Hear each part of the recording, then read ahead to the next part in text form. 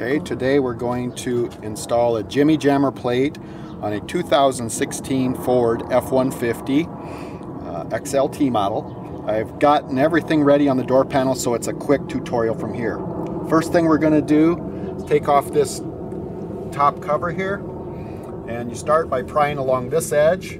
It's hard to get out. Get a screwdriver behind the edge and pop it out. It'll make a loud noise when it pops.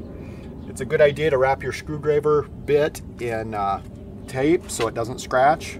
There's what the back side looks like. There's those. Once you get this off, lay it aside. There's a screw right there that you'll have to bring out. It's a 7mm. You can either take it now or wait. Next thing we're going to do is take off this cover. I've already unsnapped it. Same thing. There's a little screwdriver placed right under here to get it started. Once you get it started, just work it out and you'll pop it off. It's rather hard to get out. There's got all these snaps on it, one up at the front. Once you get it started though, it comes out pretty good. Set that one aside. The next one is right under here. It's a little cover. There's some tabs on the bottom that hold it in place and some snap clips at the top. So start at this edge and kind of pry out the edge, and once you get it started, you'll be able to get it out of there. Okay, set that aside. Next is removal of some screws. There will be 2 screws, which I've already removed. They're 7mm. They're right there. There'll also be 2 more on this handle. One there, also 7mm. Take those out now. Okay, next, once you've got that done, there's 2 more screws on the bottom panel down here. About right there and right there. 7mm also, you can take those out. Once those are out, you should feel the panel pretty loose. You'll have to then start over on this edge inside and start prying the panel away from the body metal. It'll also has the snap clips, so it'll make a loud pop when it comes loose. Don't worry, you probably won't break them. Just start working them out, work your way around the edge and get them all out there. Once it's loose, you'll be able to tell. And so get it loose, and then you're going to want a little box or stool.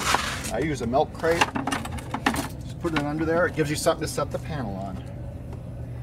Okay, I've already popped it loose. That's why it's so easy. Okay, now once you get to this point, you do have some more cables on the back side. And if you can move around here with the camera to this side, I have already taken those cables off, but I'll show you how to do it. There's 3 of them. This is your electric window connector. It's going to be up in here.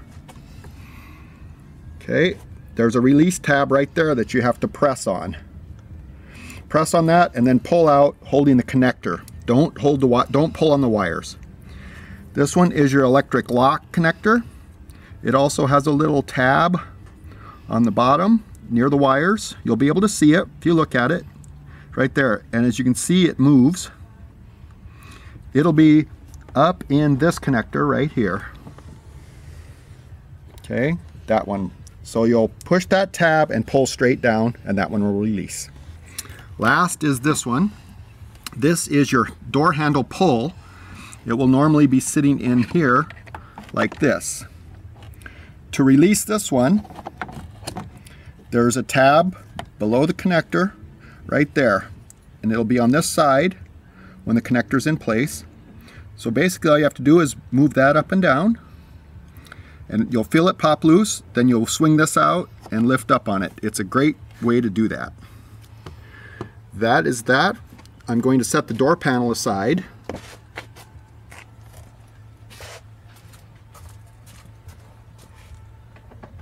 And the next step will be to peel away this splash guard. Again, I've already done this. Just work your way around it. The tar goo should stay on it. You need to go down about that far. Now we're going to go into the door handle next. First thing we'll do, I've already removed, there's some tape over these. I do that to get more light in the door. I removed 3 places here. Okay, over here on the edge of the door, this is the door jamb. If you come around here, there's a little plug right there, which I've already worked loose. Pluck that out of there, set it aside. Your door handle is held in place with 1 screw from there. I've taken it out already. It's this one. It's an 8mm, I believe. And just work that one out. You can take it out now. Then on the back side of the handle, I will show you a sample handle that I have here.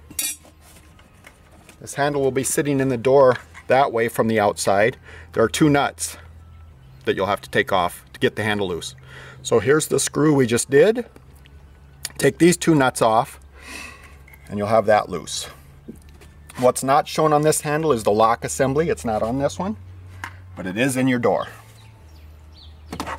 Okay, the next thing we're going to do is work our way around to the other side of the door, and we want to pop that handle loose so we can get we've got to unhook the lock pawl so we can get the plate on behind it. So just by wiggling it a little bit and push outward on the back of the handle, and then this way it comes out. I've already unhooked the lock rod, which I'll show you right there. It is. That's going to be stuck in there. What I do is I take a screwdriver and I force that into there and turn it sideways. That makes it bigger for the rod, and then as you're pulling pressure on that rod, it'll pop right out. Try not to break your tabs. Okay, once we've got that out, we're going to put our plate on. You can stay there. I'll show you the handle again. Now this handle would be in there this way. Okay, so we'll look at the back side. It's like that. When we put this in, we're going to come back from the cavity on the other side of the door. We're going to come in like this, like that, and then swing that up into place. This part right here goes on the back side of the screw like that. That gives it strength when someone starts pounding on that plate from the outside. The trick on this is to get this hole around the lock pawl, and to do that you'll need your key.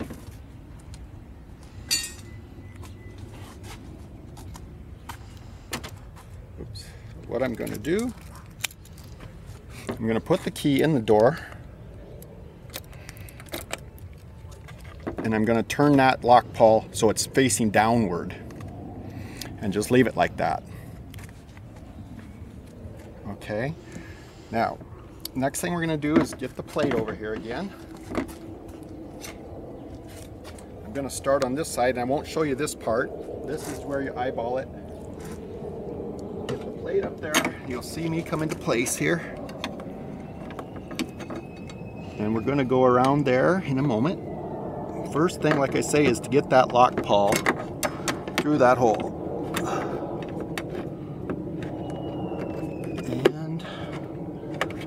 I've got it. It's not easy to do as far as the maneuvering.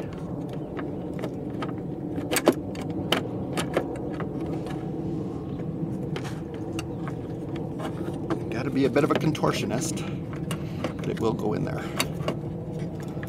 Make sure that's down again.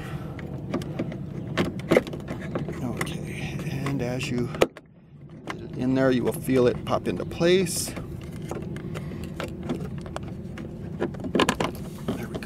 Now, if you come back over here and look in this side, you'll see the plate right there. Get that in place and just hold it with your finger for now. And then I'm going to put the other end of the plate over the stud of the handle. And we're in place. You won't be able to see that.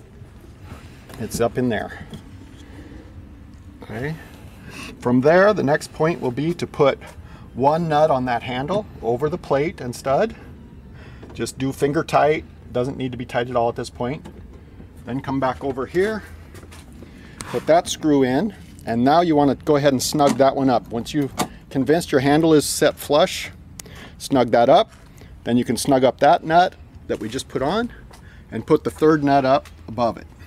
That will get the plate in place and everything else. Last thing you'll want to do is reach in there, find that lock rod we unhooked, and you need to do it by feel. It's hard to see.